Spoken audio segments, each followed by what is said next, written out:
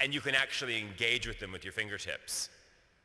And yet publishers still want to print magazines on toilet paper, and they scratch their head as to why people aren't buying them. And I think that media has to absolutely go the other direction, where you embrace it and use the attributes that print has. Print has a huge future in that sense, but it has to go more premium. The future of print is not going to be about reducing costs and trying to cut your trim size necessarily and shooting everything on digital. I'm not sure if people have read our issue, but the current one that's on newsstand. But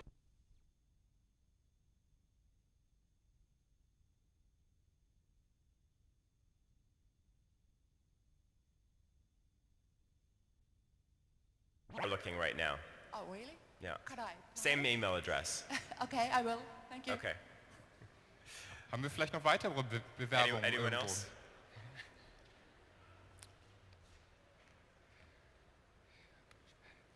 I in fact do have one more question, Tyler.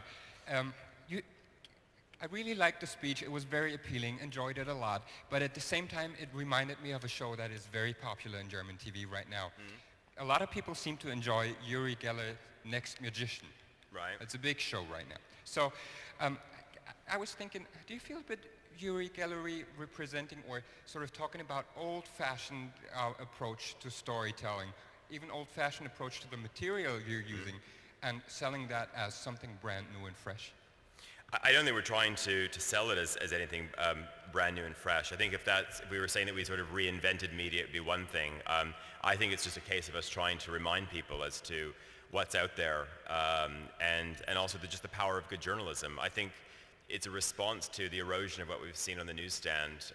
So that's not trying to reinvent everything. I would say more than anything else, it's just a reminder of the power of what any of these things can do. Yeah.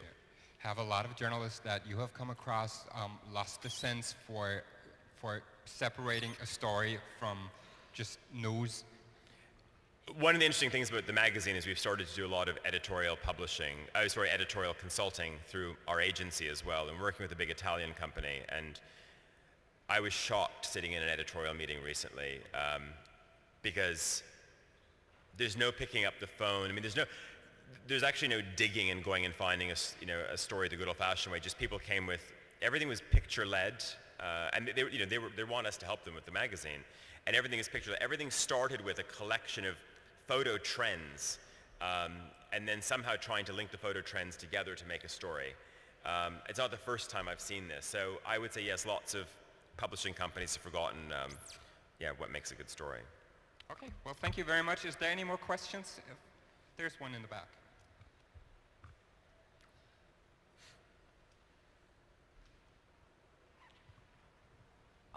You have so many fabulous pictures in your magazine, but I like to ask, why did you choose to put them, much of them, quite small?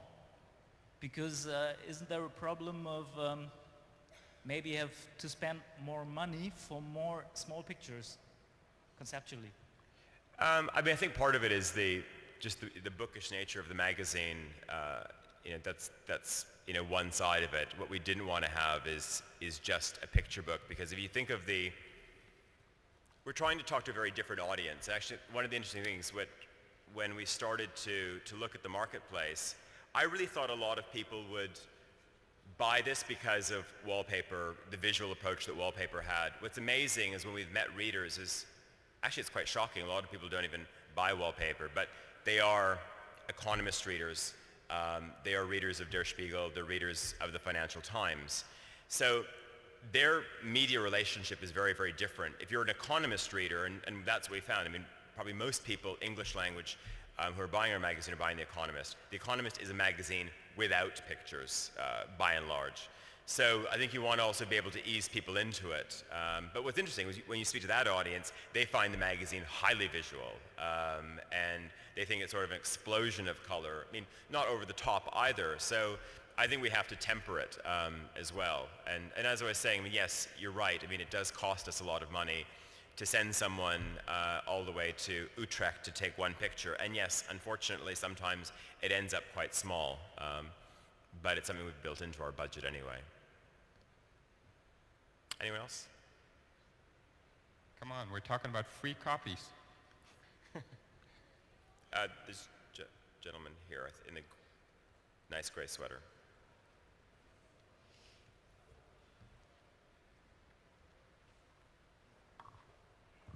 I'm not sure if you already told it, but I'd just like to know how many subscribers you have. 7,000, or as of this morning, 6,892 or something like that. But yeah, in 80 odd countries. So USA being our biggest market, UK being number 2, Germany being number 3. When you show up in a company office, what's more convincing? Is it the number of subscribers that you have, or the promise that you've just given, saying that there will be no interfering with the editors when it comes to deciding what's a story and what's not? I think it's interesting because it's a good question, because of course advertisers want to know the numbers. You know, what are you doing on newsstands? So, okay, we put 150,000 out around the world. You know, we're probably doing about 85,000 at the moment. So it's not a fantastic sell-through, but not bad for our first year. So that sort of gives us around 90,000. But they're not interested in that so much. They want to know, are you going to continue to open up bureaus? Are you going to continue to spend money?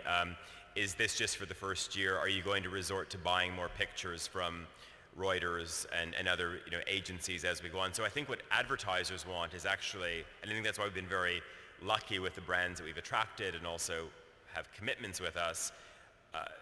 Yeah, I think they're backing a journalistic project, which is exciting.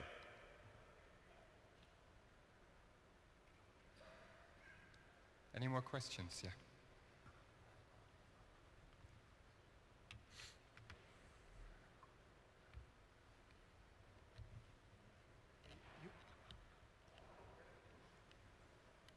You mentioned the manga section in the back of your magazine. What was the idea behind that concept? What was the idea behind doing a manga? For an international audience. No, sure. I mean, the reason why we looked at doing a manga at the back, in part I like manga culture. I love illustration in general. It's also been an interesting way of dealing with tricky PR companies. So if you want to put your phone in the magazine, well then you have to pay for it. And Nils Watanabe, who's the hero of our manga, he'll happily use it if you pay 6,000 or 7,000 euros an issue for him to use your phone. So it's actually been quite a cheeky way for us to, of course, add revenue to the magazine. Of course, as we know today, every advertiser is looking for added value. Everyone wants a new creative approach. Everyone wants the magazine to be their advertising agency for them in a way. And so that way, it's been a very interesting way of dealing with companies and saying, no, you can go and play in the manga if you want, because that's pure product placement, it's pure entertainment. Treat it like a movie or a television show. Everything else forward of that has the integrity upon which it's been built, and then it's not a discussion.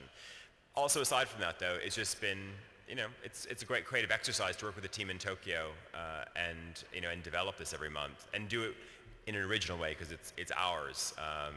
And as you'll see in the new issue, Nils Watanabe is off on a new adventure starting in Africa this year. So. Do you have any clue why Monocle is so big in Germany? Is there something that German papers, German magazines just don't do where you can push right in? I think maybe people would disagree. I think you haven't had quite the erosion of quality. You haven't had quite the erosion in quality media that we've seen. Let's use British newspapers as an example. Something like the Telegraph 6 years ago had a solid, probably 10-page foreign news section. At that time, they probably had, I'd say, 25, paid correspondents around the world. It's probably like 13 now, and the number of pages is reduced to 4. So the erosion has been very fast, and I don't see that as much if we look at the Frankfurter, talking about Die Zeit, and I think just the commitment of whether it's doing literary stories, whether it's looking at the broader cultural landscape. I think there's a seriousness on the German newsstand and in German media, which has disappeared in the UK, sadly, and it's certainly been eroded in North America as well. So I think perhaps the German reader feels a little bit more familiar and comfortable with the magazine. I mean, in that sense, it makes Germany our #1 market, if you actually do, if you do the ratios in that sense, because the sell-through is very high in this market. I haven't been invited to do this speech in England, so it's nice to be invited to Hamburg.